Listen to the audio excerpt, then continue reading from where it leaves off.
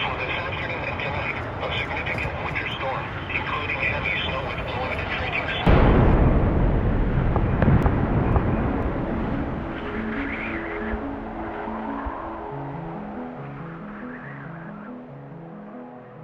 Hello and welcome to the SnowBrains podcast, where it's my job to interview the most intelligent people in the snow sports industry and pass their fascinating knowledge on to you, our listeners. I'm your host, Miles Clark.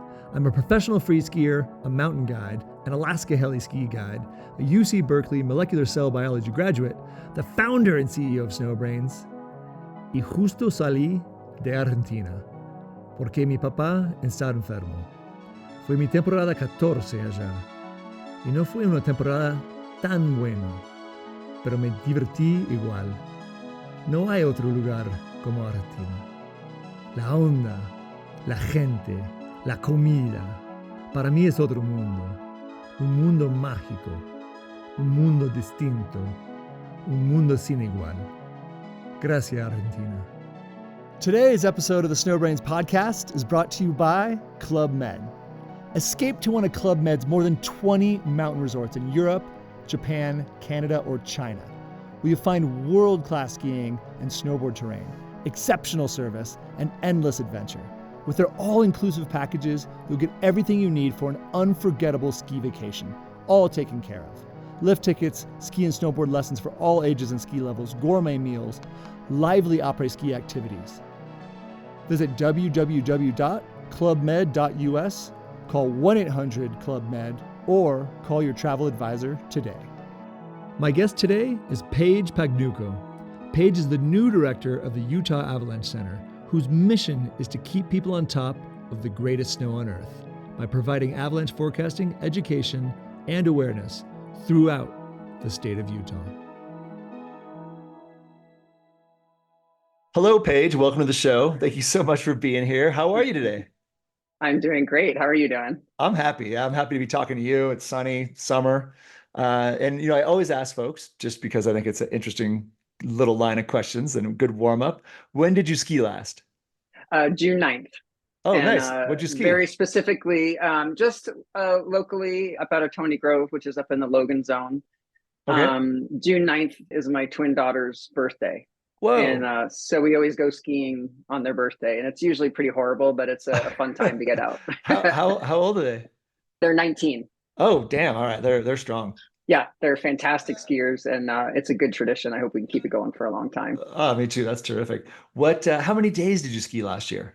You ask people that question, and I have never, ever tracked anything. I don't track days, vertical, mileage, nothing. So if I had to guess, I'd probably say 80 to 100 days. That's great. I kind of love asking that questions because it's almost more self-reflective to me. It's like I'm the nerdy one who writes down every little thing. Everybody else is like, I'm just trying to have fun out here and relax. If I do count days, I also like to Nordic ski on days off. I'll go skate skiing. So to me, that counts as a ski day too. So yeah, anytime you're sliding on snow. I agree. I think that counts for sure. Well, Paige, today I'm really excited to talk to you about a myriad of things, but especially your new position as the director of the Utah Avalanche Center and just what you've learned over the years as an avalanche professional and educator, because you've been doing this for a long time. So, but let's start with your life story, if that's okay. So I'd love to start with your quick and dirty 3-minute life story. If it goes over 3 minutes, that's no problem, but I'd love to hear your quick life story. Awesome. I have a pretty similar story to a lot of people that you've interviewed, in that I grew up back east. Just outside of New York City, actually, just a 24-minute train ride into Manhattan. I actually grew up horseback riding. I was a competitive horseback rider and thought I was going to do that forever. But I was lucky enough, my parents decided, I have a brother, a little older brother, that we were all going to learn to ski together. So we'd take family trips up to Sugarbush, Mad River, Catamount, Wyndham, all these little resorts back east. We just got the bug. And I ended up going to college and ski racing in college. Wow. Which was Division 2. So it's not Division 1, but Division 2. So we knew how to ski, but we also knew how to have fun. And and it was great. We got together, we raced against school like Colby and Bates and Johnson State and a whole bunch of really just sort of lower tier skiing, ski racing schools, but fun people, really had a good time with that. After college, I moved home, which was now Minnesota. My parents had moved just outside of Minneapolis, and worked my butt off that summer. And then in that fall, I guess it was around 1992, which is going to age me. I got my two-door Ford Bronco 2, and I moved to Park City. Oh, wow. And yeah, I'd been there once before on a family vacation when I was a teenager, and my brother and I found ourselves, back in Jupiter up at Scottsbowl, and it was just dumping and the snow was so good, and we couldn't even believe how beautiful it was. It just really made an impression on me. And I ended up working on the mountain in the marketing department and worked at a restaurant, sort of just did the ski bum thing. And what I saw though were all these patrollers on the mountain skiing a lot, and they were getting the ski powder and throw bombs. And I thought that was a pretty good gig. And so I got my EMT and joined the patrol that next year. And then that's when things kind of really took off.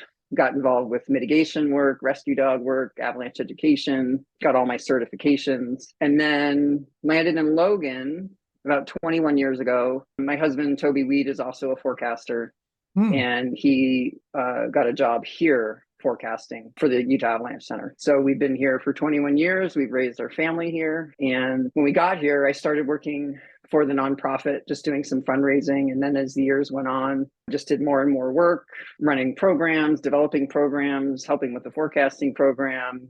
I got a job for UDOT working as a highway avalanche forecaster for Logan Canyon. Oh, wow. Yeah. And so it just sort of built up over time. And my last position at the nonprofit was program director for avalanche awareness and education for the state. And then I also did forecasting part-time. So yeah, that's kind of where I'm at right now. And all of that has led to this new job, which I'm really excited about. And you've been based up in Logan. Are you still in Logan? I'll live in Logan, but my responsibilities are statewide. Okay, got it. Very cool. So I'll be doing some traveling this winter for sure, and supporting our forecasters wherever they need support, especially in the rural zones where we don't have, Salt Lake has 5 full-time forecasters, and the rural zones have 1 each. So those guys work really hard, and I'm hoping I'll be able to give them some relief and learn some different terrain. Really, I know the Logan zone really well, up into southeast Idaho, and but not the Uintas. I've been out there for a long time, and down the skyline, I'm pretty excited to go look at that terrain, and also just get to spend time with our forecasting team. They're all awesome people. Obviously. And I love hearing the background of the forecasters too, because they're all a lot like us. They were ski bums, and then this is kind of where they ended up, because we all have to do something to keep the dream alive. So to try to how do we stay on snow every day? It's just funny that it's like Plinko. We all just bounce around and end up in different spots as we sort of age and gain experience. And how can I stay in the mountains? How can I stay skiing and snowboarding every day? And I love that you had that ski racing background, which means that you're a very good skier to have skied through college like that. And then it wasn't my car, but the first car that I got to use was my dad's 2-door Ford Bronco 2. And that was and that was 1994, so not too different from your timing too. I love that little car. It was a stick shift. I even took my driving test on it. It was hilarious. Yeah, I wish I still had it. Yeah, it's a cool little car, and didn't guzzle too much gas. But yeah, fun car. Well, let's jump into just talk about last season real quick before we get into other things. Last season, we had a big snow year here in Utah. How would you describe the 2023-24 avalanche season in Utah? It was not disappointing. It was an interesting season, dealing with a pretty significant persistent weak layer, and sort of what I found to be sort of post-storm warming trends. And I think maybe we noticed those more in areas that aren't as high elevation, like Central Wasatch is a little bit higher elevation than the outlying areas. But there was pretty good coverage after that mid-January cycle. There were definitely lots of corresponding human-triggered and natural avalanches. But, in general, riding conditions were all around pretty good, for coming off a historic year the year before. Like I said, it wasn't disappointing, because sometimes you can have that really big year and then the next year just nothing. Yes. And we have to take what we can get. And I'm always happy when it snows more than we expect. Yeah, because the season before was, I think, Alta got 900 inches, and then just this past season was over 600 again. So it's kind of a record 2 seasons there. And you mentioned that we had a persistent weak layer in Utah last year. What caused that persistent weak layer? So we had pretty good coverage in November, and then December we got a really good storm. The conditions were looking pretty good, and then we went high and dry. for the rest of December. I think it was almost 3 to 4 weeks of just high pressure, nothing. And that kind of setup, just creates temperature gradient in the snowpack, creates faceting, creates that rock salt, sugar snow. And once you put that next storm on top of it, it's just like a house of cards. It just comes crumbling down. And we had quite a few human triggered avalanches last year. I think it's about 360. That was my next question. Okay. Yeah. And that's yeah. in the whole zone. Yeah, in the whole state. So the numbers were about 912 reported avalanches, 361 human triggered, 63 of those involved catch and carries, 10 involved partial or full burials, and then 1 avalanche involved 2 fatalities. Wow. So a lot of activity and a lot of good outcomes, except for 1. Right. And we'll talk more about that one because that was a really interesting and significant event. Yeah. And that I loved that in December. That high and dry period was you could go into the big mountains, do long walks, and that sugary near surface faceting made the snow terrific. And that time of year, the sun angle is just so low. That was really great. But I remember being out there, just that near surface snow is just so sugary. I was like, oh man, that's gonna be bad when it comes, when the snow finally comes. And then, we actually did ski like a big north facing steep line. We put in a weather station up on Paris Peak, which is in southeast Idaho. And there's this big giant face that's super steep. You would never ski it in, any elevated avalanche danger. And when we were up there, we were just high and dry and nothing was happening. And so it was kind of fun that way. We were able to explore a little bit. As soon as that next round of snow came in, all that kind of terrain was off limits for a while.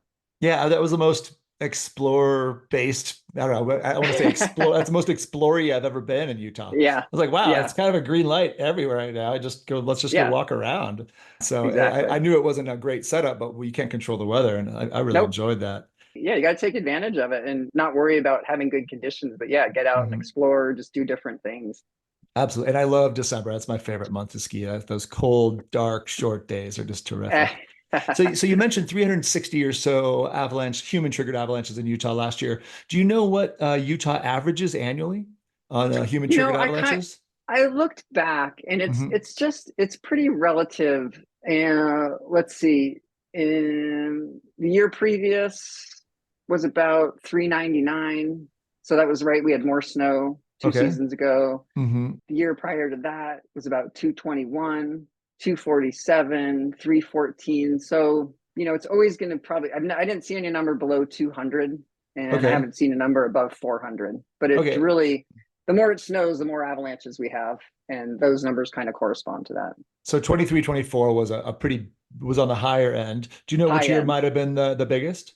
Our data set only goes back to 2009 that we have available to me without actually having to do hours and hours of work. So at this point, with the data I have, last year, not this past year, but the year before, the big snow season was the highest. Interesting. And do you notice any trends with that? Is it, bigger snow years have more, or is it just kind of going up? I was wondering if it maybe is going up kind of on a steady year over year basis on average due to the amount of new people and just more people entering the backcountry. Right. You think it would be that way, but it's not. Great. And I would have to look at a bigger data set. But I think in general, people that are starting to backcountry ski are starting from a very different place than they did 10 or 15 or 20 years ago. And the information about safe travel, rescue, all that stuff is far easier to get and more readily available than it was when you and I maybe started backcountry skiing. There weren't YouTube tutorials. There weren't free online learning classes. So I think probably, and this is maybe a guess, the average user that's just starting out has a little more heightened sense of like, there's some education that goes along with this. Yes. If people were just blindly going out and not being aware of what they were doing and those numbers were increasing, we'd probably see human triggered avalanches, in 500, 600, 700, just crazy numbers. But people are getting smart. I think that's really good insight. And of course, your perspective and mine too, I think is anecdotal because it's hard to qualify, but I think it's true. I think people the baseline is much higher. Whenever I talk to people, they seem to understand, if we're having a conversation around, I'd like to get into the backcountry, they seem to understand right away. Step one is take an Avalanche 1 class. I think that's huge. And I think because of the internet, once they have an interest, they're probably looking online. There's quite a lot of great information, including what you guys have done, the Know Before You Go videos and all that kind of stuff is great. And even on avalanche.org, there's that really great tutorial on there that is, if I ever have to teach a little avalanche class, I just basically regurgitate that thing word for word. It's so good. You've been in Utah a long time. What do you think makes Utah uniquely avalanche prone? Is it snow quality, terrain, temperature, wind, population, all the above, more? Yeah, it's a good question. And I don't know. I mean, each year is unique. Some years we don't have a PWL and we just have storm related instabilities. And those are the best years. I mean, those are great. Things heal up quickly. You can get out into bigger terrain more quickly, after a storm passes. But those PWLs are, once those are there, you got to tread lightly for as long as it takes. And it can be months. So it really depends on the year. But yeah, we have lots of slopes that are steep that hold snow from October until June. We're susceptible to prolonged periods of high pressure, which create weak snow on the surface, which you talked about earlier. And it's not quite like Colorado, right? Colorado's like much more of a facet factory and surface hoar factory than we are. In fact, we have family that live down in the San Juans. And one Thanksgiving, we were down there, and this is when the kids were little, and we went out cross-country skiing up in Ironton on Red Mountain Pass. And we found this shaded, sheltered meadow that had surface hoar the size of my hand. No. And it was the most amazing thing. And I have pictures that I've got to unbury them because they're just absolutely beautiful. And I thought, I have never seen anything like this in my life. And it was terrifying, right? Wow. Like beautiful, if you're skiing through, but boy, to think that all of that covered the upper reaches of those mountains, up to 11, 12, 13,000 feet. I'm like, I don't want to have anything to do with that snowpack. That's incredible. It was pretty remarkable. And so we're a little bit lower elevation. Our snowpack's a little less fragile than theirs. And how would you distinct, what are the differences between a Colorado snowpack and a Utah snowpack? And just for our listeners, a PWL is a persistent weak layer. Right, persistent weak layers, which can be, it doesn't have to be facets. It could be surface hoar, it could be buried surface hoar. And it's anything that causes a lingering weakness in the snowpack. And it can get buried. We used to call it like a deep persistent slab. We've kind of gotten rid of that. But yeah, in Colorado, it's just higher elevation. They're subject to colder temperatures, a little bit drier snow, even though we have pretty dry snow here in Utah. And yeah, just the combination of that generally allows for a weaker snowpack overall in those mountains than we do here. We tend to maybe get more storms that are inconsistent. We'll get a warm storm, then a dry storm, and we'll get some good layering and then maybe some good crusts in there, which is good bridging. So yeah, I'd say maybe at any given time, our snowpack might be just a little bit more varied and less faceted than the snowpack over there. That makes sense. Not to say they don't have good snow. They have great snow sometimes, but Yeah, they get great snow. Obviously, I think that on average they have a thinner snowpack, which creates a bigger temperature gradient because it's so cold there, and so they really have like you said, it's a facet factory. And I can't believe. So I'm just trying to do the math because we talk in centimeters in snow. Yeah. So I've got a hand size. I mean, we're talking like 10, 15 centimeter snow crystal. Yeah. Well, your hand's probably a little bigger than mine, but it was. I'll find those pictures. Huge. And what would you say a normal? Yeah, I'd love to see the picture. A normal, surface hoar is like 5 millimeters. 10 millimeters is a big one. Yeah. I mean, if you see, like, sometimes you'll skim across a meadow and maybe they're like a couple centimeters tall, which is super fun. I always love skiing through that stuff or whatever. Yeah, we always say it's like skiing on chandeliers. I don't know why we say that, but it sounds right. Everyone says it's like a chinkling sound. I'm not even sure that's a word, but yeah, it's really fun. As long as it's on top of the snow, not below not in the snow. Exactly. Yeah, you want to hope wind or temperature comes and knocks that stuff out before it gets bad. Yeah, we're pretty lucky that way in that we do get actions in weather that'll knock that stuff down. And it's not every season that we get buried surface hoar, because it does get kind of beat down before storms come in. Thank goodness. What's really scared me as I've studied snow more in the last few years is how sometimes it stays in very specific places. I'd be like, oh yeah, surface hoar is all gone except for, these very isolated pockets, and they're hard to predict. But anyway, that's a whole other podcast. Yeah. How often Yeah. do you think, I just, this is kind of a random question, but I'm just curious what your perspective is after, 20 plus years in the Wasatch. How often does Utah see very large avalanches, size 4, size 5 avalanches? And for our listeners, there's usually 5 classifications for avalanches. So size 1, 2, 3, 4, 5, with obviously 4 and 5 being the biggest. Yeah, that's a good question. I don't think very often. I'm trying to run through my limited memory bank. I'd have to do some research to even see. I mean, maybe the ones down in Provo Canyon are probably classified pretty high, right? They're valley crashers. They come down 4,000 vertical feet and they'll cover the highway, hundreds Wow. of feet wide with really thick debris that takes a long time to clean off. But those don't happen every year. Hmm. And generally, the avalanches that get reported to us are in the size 2, 1 to 2, getting up to 3 is getting pretty scary. Yeah. Yeah, but 4s and 5s are not common. And just for fun, I was just thinking of this on the fly. Do you know the classifications? Because in my memory, it's something like class 1 is not quite enough to bury a person. Class 2 is, class 3 could, what is it, knock over a car, and then class 4 could break a house, and class 5 could break a village, something like that. It's something like that, Yeah, right? yeah, And I tend to like using the half scale too, right? yes, So 1.5, 2.5, because I think that that's we, key. we do we can make those distinctions pretty easily, especially on the lower end of the range. The Mhm. higher end, I don't know, when they get that big, it's just nuance, Exactly. really. I agree. When it's once it's a 4 or a 5, it's like it's just a It big. doesn't matter. It's gonna kill people. Yeah, and Yeah, those Provo Canyon avalanches, are those explosive triggered?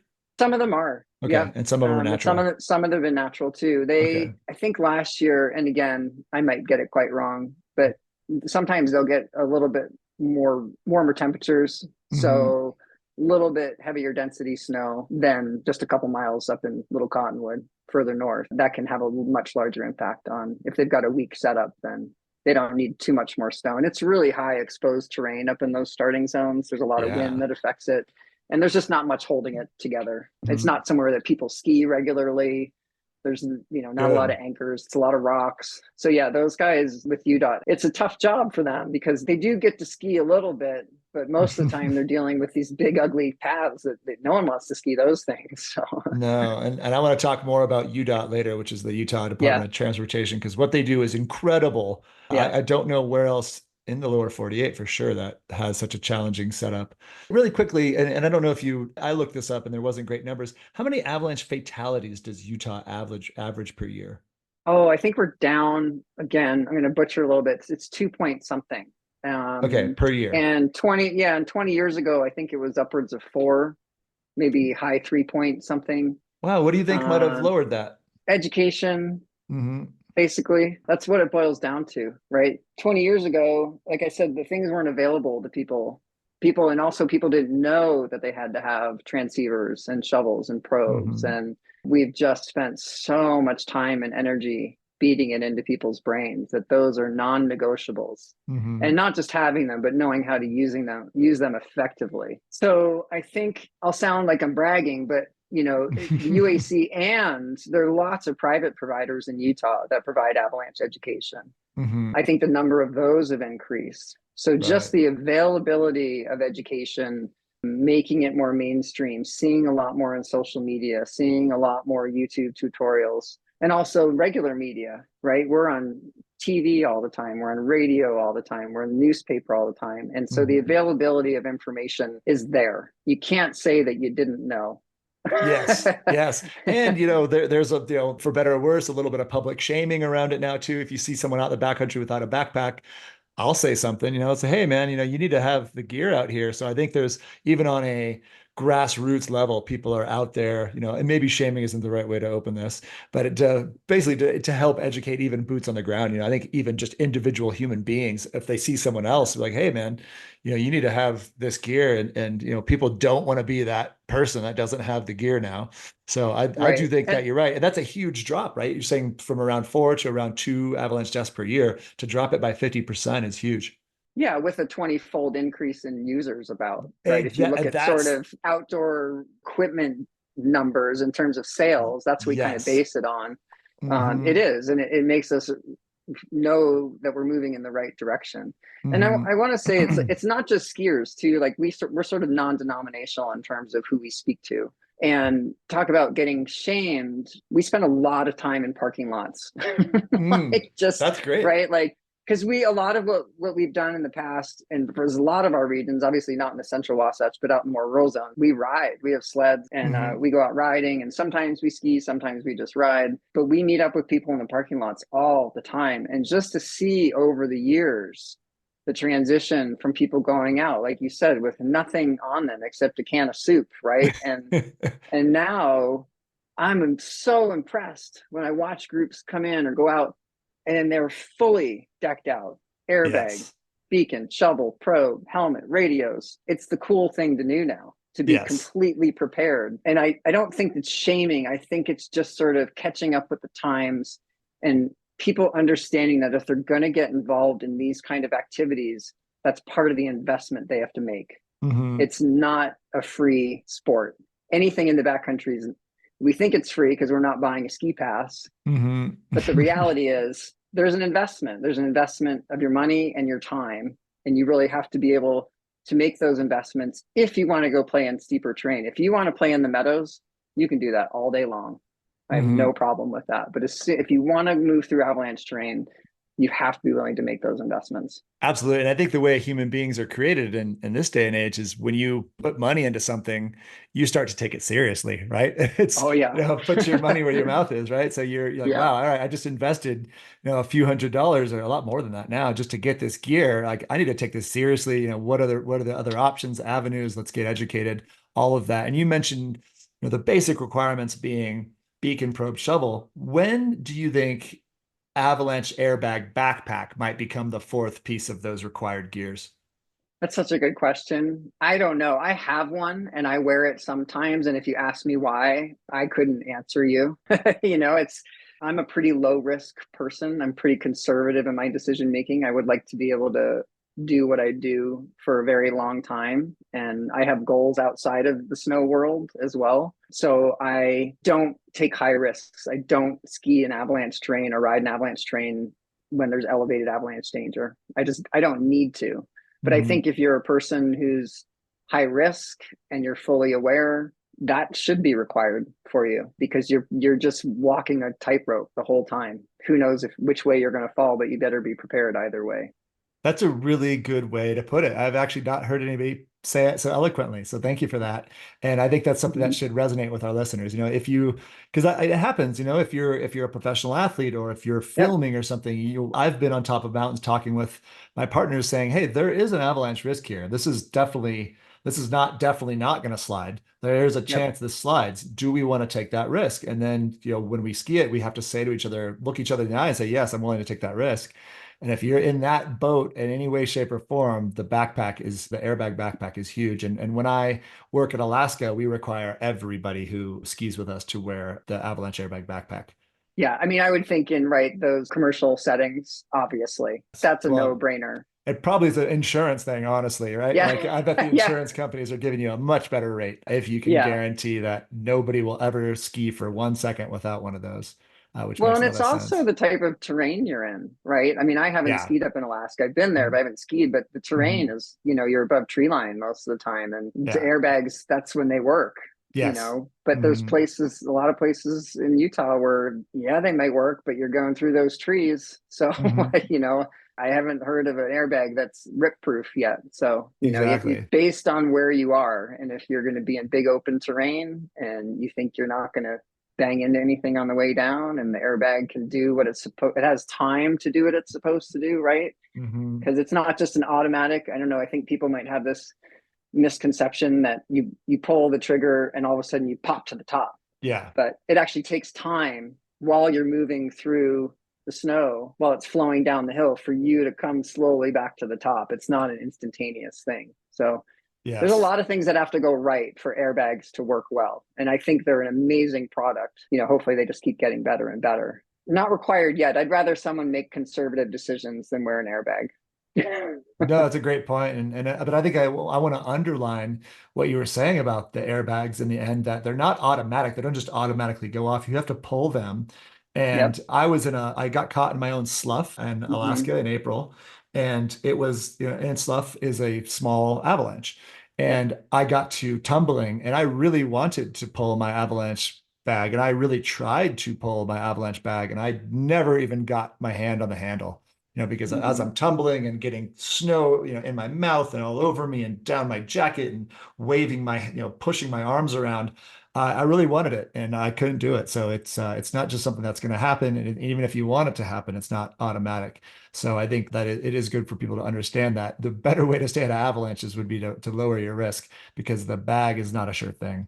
Well, and they shouldn't take the place of education, right? None of, Absolutely. again, if you have all these pieces of equipment and know how to use them, they just still do not take the place of education and experience and learning how to make good, safe decisions. Yes, and you made innuendo to colliding with trees and an avalanche too. There's a lot of other ways that things could go poorly for you when you're caught in an avalanche. The last time I saw the numbers, the numbers were somewhere around, avalanche fatalities are somewhere around 75% asphyxiation, suffocation, and somewhere around 25% trauma. You're basically getting, you're physically damaged. Is that still around the numbers that you folks are? Yeah, I think so. I think that's still about right. So yeah, if you have a 1 in 4 chance if you get caught in an avalanche. This is all relative, but of getting beat up, right? Hitting rocks or trees. And I'm a big proponent of helmets. Yes, agreed. I ski quite often with a helmet. They're so light now that, and obviously snowmobiling, we wear full face helmets. So that's pretty standard, but skiers, I think, are still trying to figure out how to work helmet into their workflow. Well, and it's cold out there. Mine's so warm. I love that. Man. Yeah, it's on those really cold, frigid days. Hiking with a helmet. You think you're going to get warm, but sometimes it's a lifesaver. Especially if there's a breeze. And speaking of breeze, with the wind and all the factors that we have in Utah, what might be the most challenging pieces of forecasting avalanches in Utah? Probably spatial variability, right? Like our forecasts are regional and they cover these large areas, huge areas of land, right? And we get one danger rating. Right? We still use our danger rows. So that's this infographic where it shows sort of the top elevations, and then the next circle is the mid elevations, and the next circle is the lower elevations. And each of those compass aspects can have a danger rating associated with it. So we try to be as accurate as possible. But for example, I'll say in Logan, we have Southeast Idaho, we have the Northern Bear River Range, we have the Southern Bear River Range, and we have the Wellsvilles. So we actually have 4 different zones within that one zone. Jeez. The Wellsvilles actually stand separated on the west side of the valley completely on their own. And it may very well be that we have to have an overall, say, danger rating of considerable, because in one section of our mountains, that's what it is. But the reality is maybe it's just moderate everywhere else. So that's the biggest challenge, is trying to maybe get the danger rating as close as possible, but then also in the text of our forecasts, be as accurate as you can in the language that you use that helps people decide where to go. So what aspects, what elevations, and even what areas. There's certain times in our forecasts where we'll mention, these are the kind of areas that you probably want to stay away from for a little while, and mention them by name. Right. And people that sort of know the terrain go, oh, yeah, those places sort of have these similar characteristics, and we're just going to give those a little more time. But I think, we just cover huge areas and we do the best we can. Some people think we over forecast. Some people think we under forecast. But, we do the best we can with the information that we have. And what I love about the Utah Avalanche Center is it seems to be a little bit more detail and more layman terms. And then what I really love the most is you can always find observations. So you can go, because there's so many people in the backcountry here, you can just, and that's almost where I take the most weight and value, is I'll go to the observations. All right, how many avalanches did people see and trigger yesterday, for example? And you just can kind of go through the obs and watch that number go down and down and down, hopefully with time as things are stabilizing. And that is, one of the things that I really like about the Utah Avalanche Center that I don't get from other avalanche centers, because they usually just don't have that many people out giving them feedback. So that's something I really encourage people to do. If you're out there, you see something, please report it, because that kind of information is huge for the rest of us. And, your answer to the previous question was spatial variability, which almost feels like a bad word sometimes in avalanche, because it's so terrifying. Because I remember when I was taking an avalanche class, one of the famous studies was a guy on a plot that wasn't very big, did 100 pits. And I forget what if they were Roche block or even he did 100 avalanche tests all right next to each other. And so it was basically the same little tiny slope that you could ski across. And just within that, his tests were there was so much variability. So if you're thinking about one little slope having a lot of spatial variability, I imagine what Paige is talking about here with 4 entire like mountain zones that have distinct characteristics, how much variability there'd be there. So that is why it is important when you read these forecasts to get into the details, get into the weeds. Don't just look at, I think my advice is don't just look at the avalanche rating, try to go deeper if you can, because there's going to be a lot of layers and innuendo in there. Oh, absolutely. Yeah, we discuss, we sort of prioritize the problems, whether it's, wind-related issues or storm-related issues or PWL, and we can go into detail about those, which I think does set our forecast apart. It's just, we try and speak to people in the language that they understand, and that's most applicable to their decision-making. Yeah, and it is difficult. We encourage people to poke around in the snow. That's supposed to be our job. But again, if you're going to start pushing the boundaries of slope angle, you are taking on a greater responsibility. And if there are lingering weak layers here and there, it'd probably be a good idea to get out your shovel and do the work necessary to either validate or invalidate what you think is happening. Yes, absolutely. And one of the other unique things I noticed in the UAC forecast, and I notice Drew does this a lot, that he'll write, sometimes at the top, just, this is the kind of terrain I would avoid today. And I love that because, you guys, snow better than I do, and you're out there more than I am. And so it's like when I hear the forecaster, whoever it is, say, hey, this is the kind of terrain I'd avoid today. I'm like, all right, well, great. And often there's some really good detail and specifics and, maybe even a region, hey, I'd stay off of this whole zone. I find that really, really helpful. What's even better is if we can say, and this is where you should go. Yes, right? exactly. We don't tend to say, go to these places, but we can say, hey, those mid elevation sheltered north facing slopes at whatever, those are going to be the places where you're going to find the best snow and the most stable snow. We can say that, but we certainly aren't going to start naming runs of, you have to do a little work to figure it out. But I do like that we can say, avoid this, but hey, here's option B, and take this into consideration in your decision making. Well, it's scary to say what you should do, right? Because obviously you're taking on some responsibility there. And I also like that you guys often talk about how the ski quality is, because I get that a lot. I was just in Patagonia and I was on this WhatsApp thread and all these guides and they're all talking and about all these, but what I really want to know is, but because it's risk versus reward. Like, is it worth even going? Is the snow any good? And so I do like that often and because you can see that the forecasters really are skiers and riders. They're like, yeah, the skiing is great right now. Or, sometimes they're like, the skiing is not very good and the avalanche danger is high. Like that, it's not really worth going out there. That's great info. This episode of the SnowBrains podcast is brought to you by Club Med, calling all ski enthusiasts. Elevate your winter getaway with an all-inclusive experience at Club Med. The resorts in France, Switzerland, Italy, and Quebec offer a seamless blend of breathtaking ski adventures, locally inspired cuisine like fondue, and lively après-ski delights, all included in your package, so you can focus on conquering the slopes, indulging in the flavors, and creating unforgettable memories with your loved ones. Visit www.clubmed.us. Call 1-800-CLUB-MED or call your travel advisor to craft your ski dreams. Speaking of, where to ski and what to ski, I thought it really scary and very tragic, the Big Willow avalanche accident that happened just this past May in 2024. So I guess I'll ask the more formal question here. The Big Willow avalanche accident happened in May 2024. It was a huge event. It was a scary event. Can you discuss with us what happened there, what lessons were learned from this tragedy, and maybe what went wrong that day? Yeah, I can definitely talk about it. And I'll also say that there is a full write-up on our website if people want to read the full accident report.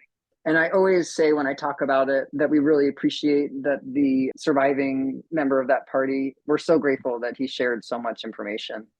That really helped put the whole picture together. We certainly have a better understanding of what happened because of their willingness to share. We're not a law enforcement agency. We do these sort of quote unquote investigations to try and understand what happened and use that as a learning platform for other people. And so hopefully they don't make the same mistakes again. So this accident happened actually on my fourth day in this role. Oh, we were wow. just doing, yeah, I was just working through some like administrative stuff. It was, May morning, not much going on. And we started getting some texts that something had happened. And pretty soon we realized that, something was going down and sort of shifted gears. So that week, a couple days prior to that, the accident happened on May 9th, which was a Thursday. And from May 5th to May 7th, we had this really crazy, unusual storm where we had over 3 inches of SWE, so snow water equivalent, fall in a few days. That was about 2 to 3 feet of new snow in the central Wasatch. It was really good riding conditions, very winter-like, cold, dry snow. Really unusual for that time of year. Very few avalanches were reported. That Tuesday, so it snowed Sunday, Monday into Tuesday. That Tuesday was pretty windy. Some sort of post-storm winds came through. Cold conditions continued through Wednesday. And I believe that 2 of the 3 in that group had skied that week multiple days. So they were pretty familiar with the conditions. So this group of 3 skiers decided to ski on Thursday. They're all highly experienced, strong group. And they made a plan to go up to Lone Peak via the Big Willow aprons. And how tall is Lone Peak? It's one of the biggest peaks in the area. It's got to be between 10 and 11,000 feet. It's tall. Yeah, it is high. I don't know the exact height, but it's very prominent. It's right above Sandy and Draper, and sort of iconic. Absolutely. Yeah, mountain peak. And yeah, they started down low and had this, they're super strong guys, and had this big morning. I think they left at 5 o'clock in the morning, and had this plan to go up Big Willow, get on the Lone Peak, and then go through and across some high alpine terrain and eventually come out to a vehicle they'd shuttled into Little Cottonwood. They were doing fine. They actually were doing fine. And until the last steep pitch, I haven't been up on the Big Willow aprons, but they're pretty steep at the top. I think the pitch is about 40 degrees. They'd been skinning, and then it got kind of difficult skinning. And so they took off their skis and started boot packing. And one thing to note is up until this point in the day, they hadn't noticed any red flags. So when we talk about red flags, we're kind of talking about obvious signs of avalanche danger. So one of the party went ahead boot packing, and there's a small little rib on that apron, and he kind of stepped over the rib. And at that point, the avalanche occurred. And he got carried down and sort of partially buried. Took a pretty decent ride, but he was able to self-extricate and kind of clean out his glasses. And he thought that his partners were going to be kind of pissed off and got caught in this avalanche. And now he had to climb all the way back up and catch up to him. And so he threw his skis on and went down below the rib and came around the corner and actually saw that the entire other side had avalanched even bigger. Oh, wow. So the story in his head that he was telling himself changed from, oh, they're really mad at me and they're waiting for me, to, oh shit, they're gone. Wow. So he went into full rescue mode, did a really good job of finding them. They both were not buried super deep, but fully buried. But unfortunately, they didn't survive. It was the latest in the season fatal avalanche, I think, in Utah's history. Wow. Yeah. I mean, usually in May, it's a spring snowpack. It's isothermic, right? We're out in the morning and we're home by noon. But this was just a different setup. The accident itself was pretty just unlucky, I think. We think obviously winds had something to do with it. It was sort of a soft wind slab up there. It wasn't a hard wind slab. And, the wind effects were pretty subtle. So just unlucky in that they were kind of maybe just in the wrong spot. And maybe old snow, new snow was where the interface was, the layer. We're not sure. It was really hard to tell. You can go in and look at the report and the snow profile in there. It probably was, but you'd think it'd be easy to figure that out. But it wasn't, because up at that high elevation, north facing, that snow doesn't look the same, as anything else that's sort of been dusted in the year or been through a melt freeze cycle. It just looked a lot different. And it wasn't easy to distinguish what the weak layer was at that time. I was going to say, interestingly enough, there was a similar accident about 2 drainages over on a similar aspect in elevation that same day, about within an hour of that accident. Oh, wow. That ended in a catch and carry. Okay. but not a burial. Okay. So there was something up in those high reaches of the alpine terrain where the wind had definitely had its way with some snow, but it was just subtle enough that there are no red flags, there's no whumping, there's no huge cornices. But yeah, those two little areas at that elevation and that aspect caused two different accidents. So just unfortunate timing and placement. Yeah, really interesting. And you mentioned how experienced they were. Do you think that their experience or sort of expert status, if you will, may have impacted their conversation around avalanche safety that day? Potentially. We, as a group, my team have talked about it a lot. And really what it comes down to was just a miscalculation, right? They seemingly had a spring mindset, but it was really winter conditions. And that was the big miscalculation. They were all traveling together, close to one another. There was no, right? We talk about only one at a time through avalanche terrain, but when you're on these big objectives, it's kind of almost impossible to do that and do it in a timely fashion. Right. So yeah, just thinking everything was solid and finding the sweet spot where it wasn't. A bit of bad luck, bit of miscalculation. And I'm always pretty careful when I don't want to say expert halo, because I think they were actually pretty good students of the snow and conditions. But, when it snows 2 or 3 feet in May, it's pretty exciting. Yes. And maybe that's what got them, was just the excitement of being able to do something big and not do it on corn snow or ice, but do it on soft, cold winter-like snow. Yeah, that was kind of my next line of questioning is, when is the best time to ski large objectives like Lone Peak? And it usually May, it's that time of year. Yeah. So I can see how that can trick someone, because I was in Mammoth in California at the same time, and we had to stop backcountry skiing essentially because that new snow came in, everything got avalanche danger, and then it got hot and just made it all weird. But you're usually in that mindset, hey, we're just in a melt freeze corn cycle. There's very little avalanche danger, and the avalanche danger that there is very predictable, at least in my mindset. But then you add new snow to that, you add cold to that, you add wind to that. All of a sudden it's midwinter, but it's May 9th, and you can be in the wrong mindset at the wrong time. Yeah. And, we shut down operations May 1st. And we just do not have funding to go past that date. But, I've thought about this, and this is all sort of guessing in hindsight, if we had to put an avalanche danger out, sure, it probably would have been pretty high during the storm. But by Tuesday, Wednesday, Thursday morning, it would be on its way down. And one of the friends of one of the victims said that he didn't think that an avalanche forecast would have made a difference in their decision making. They were going to do this regardless. Right. They had a plan. We got some pushback. Why aren't you forecasting? Why didn't you, why weren't you putting out advisories? Why weren't you putting out conditions updates? And much like every other avalanche center will say, we just don't have the funding to do it. All of our team, except for myself, are all permanent seasonal employees. And they're under contract for 13 pay periods, which means once they're done, that's it. Right. Is that so 13 pay periods? Is that 6 months? Yep. 6 months. So they come on usually mid-October to early November, and then they're off, mid-April, but at least by May 1st, they're off. I know this is a very nebulous question in a way, but is it worth fighting to get funding for May, or in general, is it not?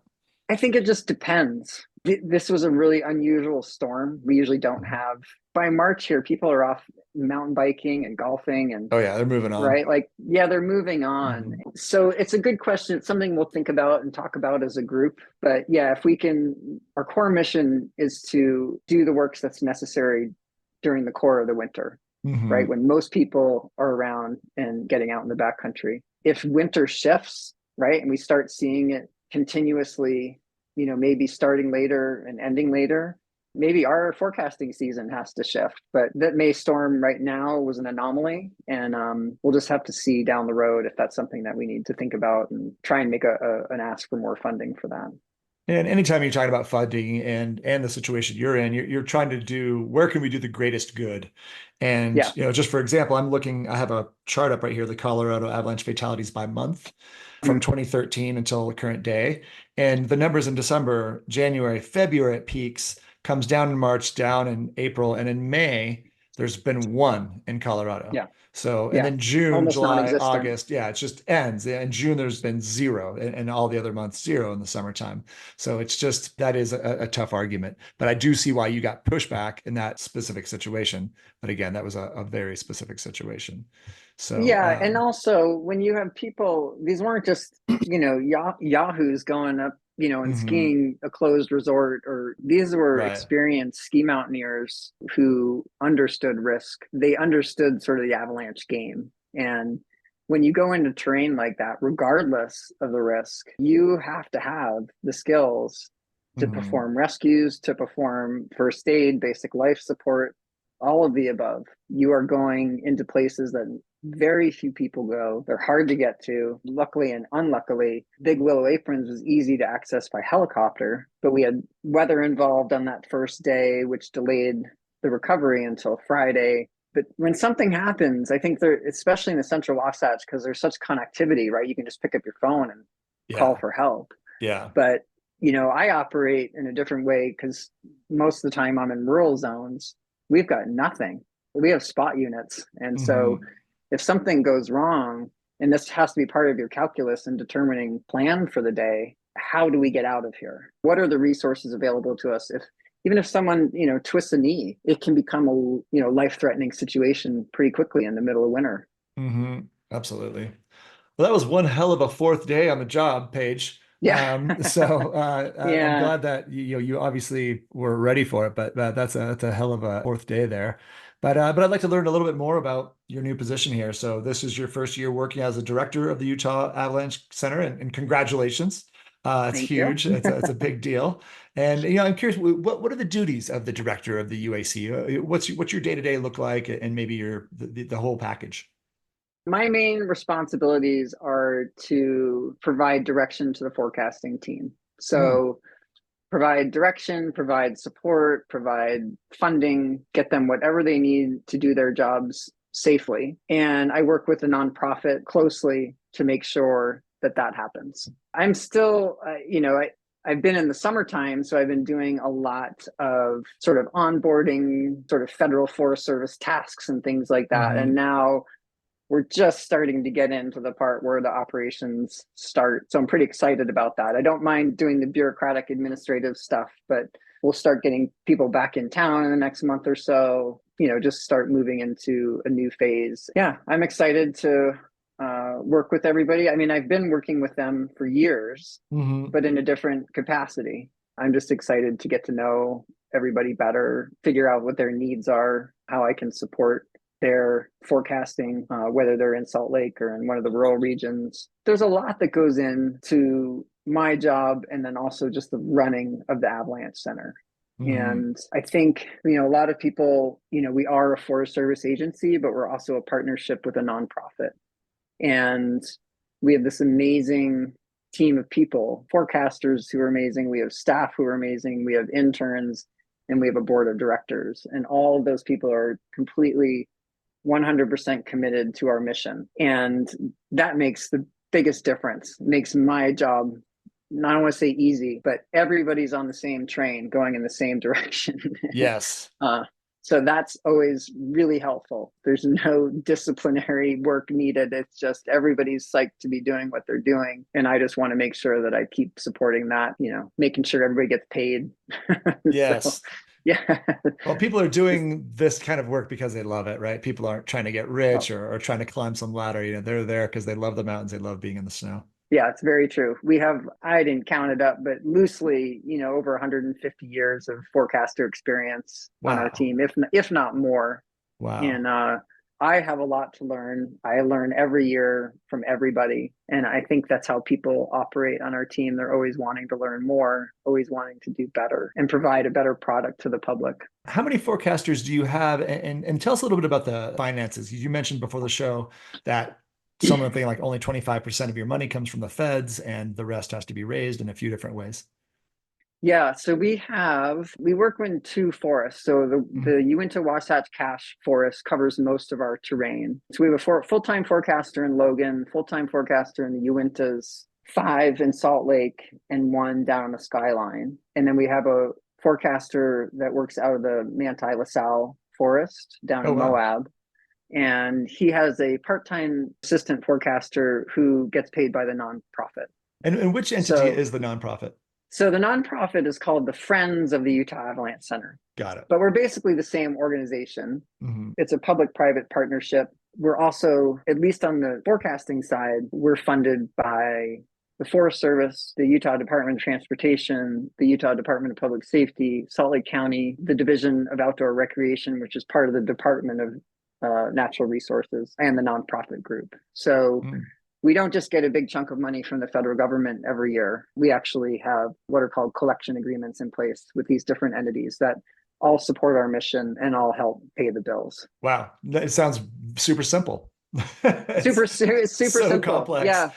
Yeah. Forest, I think, is about 28 to 29% of our budget each year. But they also provide sort of infrastructure support, obviously, like administration stuff, HR stuff, trucks, certain, I don't know how to call it, but just the HR type support, because our forecasters, when they retire, will retire in the federal system. So, oh, wow, that's great. Well, yeah, it takes a while. And when you only work 6 months a year, it's different than if you're working in a year-round position. So yeah, some of them work still for the federal government in the summer for the Forest Service on fires. Some of them take off and do other types of work. It'd be great if we could have all of us be year-round, but that's just not possible right now. How important is public fundraising for you folks? It's incredibly important. We just had our big backcountry benefit party last night in Salt Lake.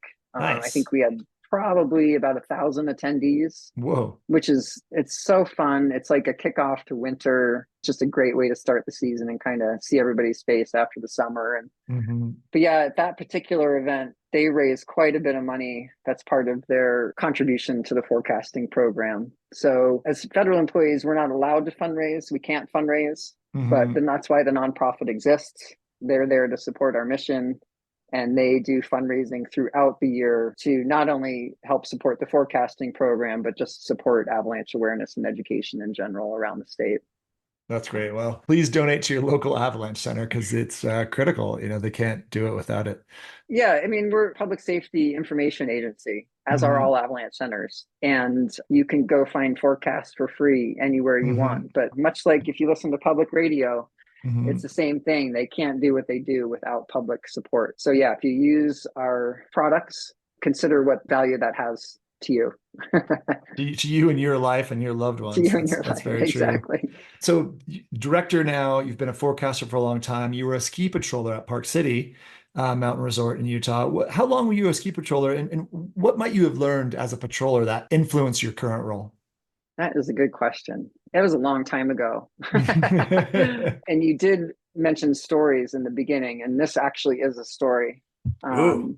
You're so naive as a ski patroller when you first start, but you're learning new stuff every day and it's just coming at you all the time. And one of my first year avalanche control routes, I was with the snow safety director and another, maybe a second year patroller. The snow safety director was like, "Oh, put your shots here and here." Right. And so we had these 2-pounders and we both threw them. And of course they were just totally not where he wanted them to go. And, once they're gone, they're gone. It's not like you can pull them back and throw them again. No. And the shots went off and this is an inbounds bowl off of Jupiter Peak, ripped 6 to 8 feet to the ground. Oh my God. It was gone. Whoa. And I was like, holy, yeah, that's what that is.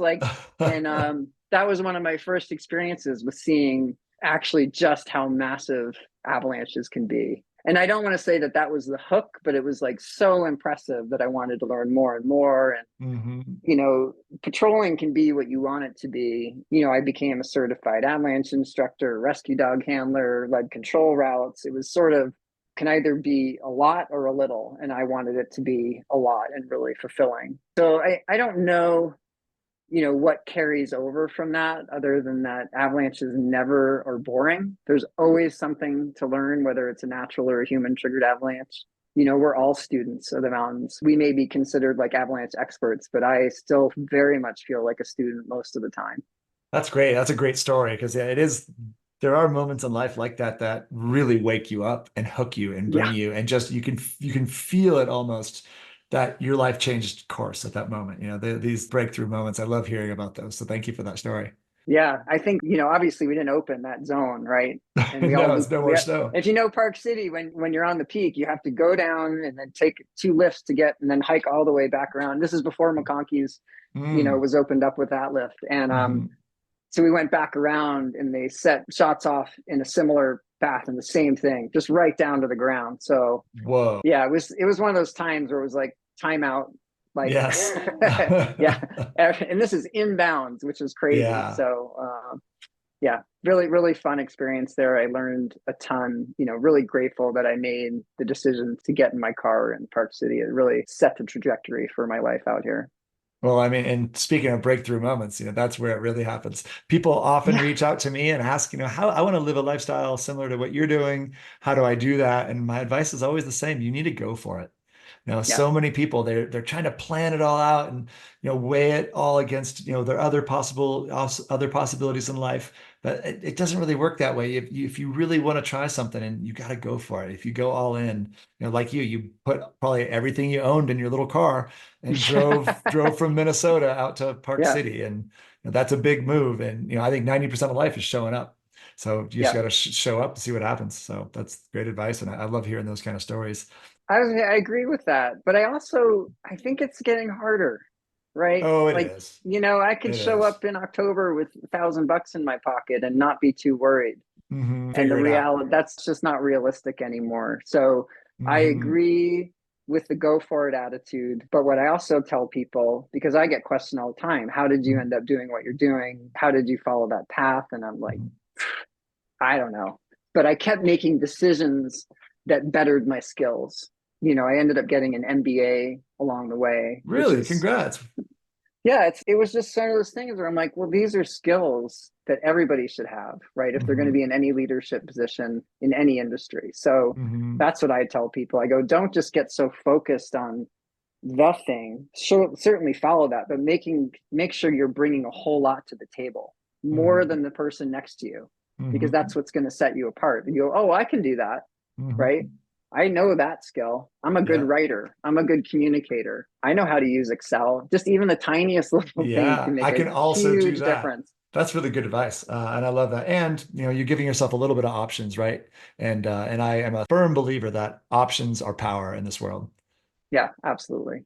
Absolutely. You don't want to be like singular in your skill set, especially like the job I have now. I'm like a general contractor. I'm not really good at any one thing. I'm like pretty good at a lot of things, but I have really good people that work for me. It's a matter of like knowing how to utilize your resources and supporting them. It takes time I'm really grateful that I'm moving into this position at this stage in my life, because I feel like I finally have a grasp of how it all works and what role I can play in like continuing with the awesome legacy of the UAC. I'm so excited to be able to be a part of that. Well, you should be, and you're a significant part of it now, being the director. And I was just looking back, I forget who the first director was. Maybe it was Bruce Tremper. Are you the first woman director of the UAC? I am. That's huge. It is huge. Or Bruce Tremper was the first director. Okay. Mark Staples was the second. I'm the third at the UAC. And the first female, but I'm not the first female Forest Service director. So Wendy Wagner heads up the Chugach and has for years. She's amazing. And Janet Kellum ran the Sawtooth Center for a long time. So it's not extraordinary, but yes, there are fewer female directors than there are male directors. Yeah, I mean, you say not extraordinary, but maybe it kind of is also, in that there's quite a few regions that do forecasting in the U.S. And are you saying there may only have been 3 that were women so far? So that's terrific. Yeah, and we also, our nonprofit executive director is moving on, and so we've hired into his place actually a woman, Carolyn Miller, who's doing a great job.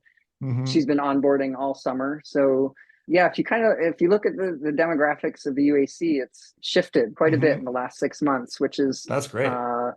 It's exciting for me, mainly because I think everybody that they brought in and that I'm working with is incredibly talented, regardless of gender. They're all just really smart. They're really capable. They're really good at their jobs, and they're really passionate. That's more important to me than anything else. Well, as it should be. And I do hope, though, from my perspective, that this continues. I'm hoping to see more women in power in these avalanche networks, or I guess what's the right word for them? Just these avalanche forecast areas that we have all over the US, because there's so many women now that are doing great forecasting, that are strong in this industry. I've some of my very best teachers have been women. And so I really hope that your example and these other two women that are doing this just continues to help this grow. And I'm curious, because you've been doing this for so long. What do you think the ski industry and the avalanche industry can do to lift up more women and bring more women into leadership roles? Yeah, that's a good question. I'd like to think that maybe it's a little harder for women because there aren't as many, because they're Hmm. just too smart to, to work seasonal low-paying jobs, right? Sort of the entry has always been like, yeah, you gotta have to suck it up and work these seasonal low-paying jobs that, Hmm. but maybe that's not the case anymore. I don't know. It's like what I said before. I think it holds true across any industry. And especially in the avalanche world, there are not a lot of leadership roles Mm-mm. and there's not a lot of turnover. So they don't come up very often. But I think if you're going to commit to this path, that commit to it and do everything you can to make yourself a better forecaster or whatever position you're after. It's important to have a broad set of skills. So, like on any given day in my role, I might need to be a writer, a social media expert, a Mhm. videographer, an avalanche forecaster, meteorologist, snowmobile skier, gear expert, Whoa. educator, like weather station fixer, accident investigator, budgeter. Like it's just everything. And so, yeah, you should be really good at what you do, but also keep getting better at other things along the way, because everyone always says, like, oh, avalanche forecasting is an art and a science. Well, from my perspective, it's a business, right? That's how I have to look at it. That's where the leadership stuff comes in is, yes, you can be a forecaster and you can be really good at it. But if you want to move into leadership roles, you have to be able to understand the business side of it. And you have an MBA. That is very badass. Some great advice and some great words there. Thank you for all that. Did want to talk really quick about the Utah Department of Transportation. And I have a Okay. bunch of questions here, but we can kind of boil it down into one. Is I just looked up, I think there's 64 avalanche paths that Yep. cross Little Cottonwood Canyon Road, which I think is Highway 210. And that's insane, right? It's one little tiny road. It's maybe a 15-minute drive, it's 64 avalanche paths. So I guess the overreaching question is, how does UDOT do this, or the Utah Department of Transportation? And what does it take to keep Little and Big Cottonwood Canyons roads open? Because they give us access to Alta, Snowbird, Brighton, Solitude, and a ton of terrific backcountry skiing. Yeah, I will admittedly be, I am not the expert to answer this question. You Hmm. definitely have to talk to Stephen Clark and his amazing UDOT crew. But I do know they work tirelessly to make Yes. sure that those roads stay safe and that people can get up to the resorts and up to the backcountry as soon as they can. Sometimes Mother Nature has other ideas. Not only does it involve doing control work, but then you got to clean it all up and, the Yeah. whole plow team, and they've got heavy equipment. It's a lot of resources and they do an amazing job. But I think Stephen could probably give you a lot more details into I should what get that him on the effort show. entails. You absolutely Hmm. should. Okay. He would be a great guest. He's a wealth of knowledge and just a really awesome guy. I would like that. Wow. And that's sort of the perspective that I have as well. And so just for our listeners, I thought these numbers are really interesting. So we've got Little Cottonwood Canyon, we'll talk about. We've got 64 avalanche paths that cross the road. And last year they had 903 inches of snow at Alta. And I think the canyon was completely closed for the day, 60 different days last winter, or that was the 2022, 2023 winter. So you can just imagine the work that these people at the Utah Department of Transportation have to do to keep these roads open, to keep us safe. I don't think there was any injuries. I mean, it's remarkable. I think mostly our experience in Utah is complaining about the road being closed or late opening or traffic, but just that they can get these roads open with the amount of snow they get and the amount of avalanches they have and the amount of avalanche paths is just phenomenal. So I just wanted to put that out there. Yeah, and they're, Little and Big Cottonwood are sort of the celebrities, right, of the canyon. But there's Hmm. other areas in Utah that UDOT has to deal with as well. When Little and Big Cottonwood are going off, that generally means that other canyons are being impacted as well. And so Hmm. their resources get stretched thin. And we work cooperatively with UDOT to help manage Logan Canyon and Huntington Canyon.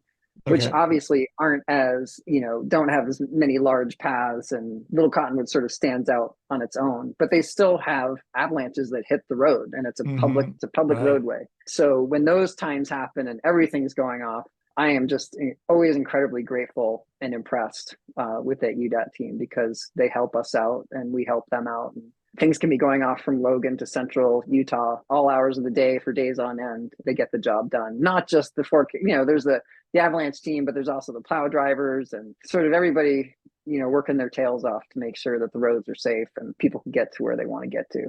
And it's insane for people that don't know. I mean, there's the avalanche forecasters, then they have these remote bombing towers that can push pressure on the snowpack. Then they have helicopters dropping bombs. I mean, it is insane. And just the little bit that I know. So you're talking about Logan Canyon, Huntington Canyon. You got Little Cottonwood, Big Cottonwood. You've got Parley's Canyon. You've got maybe American Canyon. I don't know if they do anything there. And the Provo Canyon. Like, it's insane. And the Wasatch is a tiny little mountain range. It's really small. But it just gets a ton of snow, and there's a ton of people. It's and quite a lot of roads. And so I think that the skill, the level of expertise, and just the safety record of UDOT is remarkable, and definitely a tip of the cap to all the people that work there. Yeah, and I think they just finished their summer project installing the rest of their rack system. So I believe they're done shooting the old military style avalanche, avalanchers and things across the road. Yeah, I didn't even mention those. And then there's all that stuff too. Yeah, it's incredible. Yeah. But I think what is the rack system? Is that part of the avalanche towers? Yeah, the avalanche towers, so they can detonate from above the slope remotely.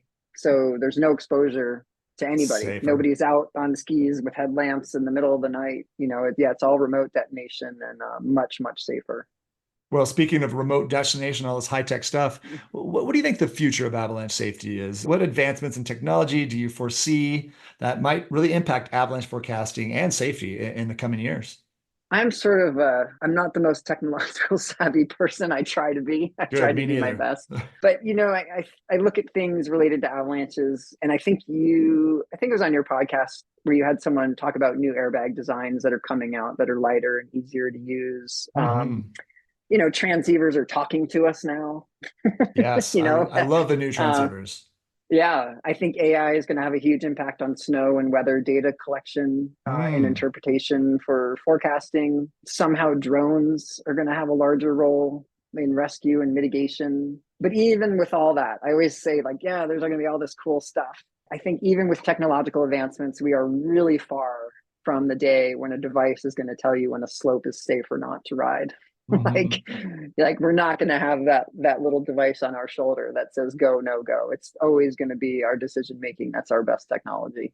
I think that's great advice. And in that same vein, what message might you have for our listeners, just to kind of sort of convey to the backcountry community regarding avalanche preparedness and safety?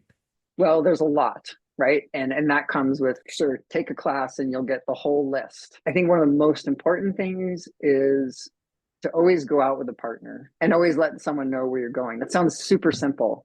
And having the right equipment, whether if you're riding a sled, having the tools to fix it. If you got a binding brake, having the things to fix that. Have a couple ways to start a fire. These are less avalanche related, more just safety related. You have to have a comm device, whether it's a cell phone or a spot unit, because no one can come and help you if they don't know where you are. And we had a situation up here a couple years ago where two gentlemen went out snowmobiling on a Saturday night for some night riding. Okay. And it started storming. One of them got lost. The other one came back, couldn't find him. Wow. Snowed all through Sunday. And then a cold front was coming through Monday. We were going to drop into ridiculously low temperatures. Search and rescues out. All of these resources are now out looking for this person. And they eventually actually found him, and he was in pretty good. He had sort of hunkered down and he was able to start a fire, but he didn't know where he was because he wasn't from that area. Couldn't figure out how to find his way back. But, if you'd had a spot unit, right? Boom. Yeah. It would have saved so many man hours of time. And potentially, it would have lowered his risk of injury and being out in the cold and hypothermia and whatnot. So make sure people know where you are, what you're doing, where you're going. In terms of snowpack, we always say when snowpack gets complicated, find simpler terrain. It's the one thing we could control. slopes under 30 degrees are always going to be a safe haven from avalanches as long as you don't have overhead hazard. And they're good enough on most days, right? If there's good snow, it doesn't need to be super steep. But if you do choose to play on steeper slopes, just be prepared. You got to have the right skills. You have to be able to rescue somebody in a very short period of time. And you have to be able to clear their airway and perform basic life saving. Make sure that you've got those skills in hand. I got two more. Great. I love this. Have heightened situational awareness in the backcountry.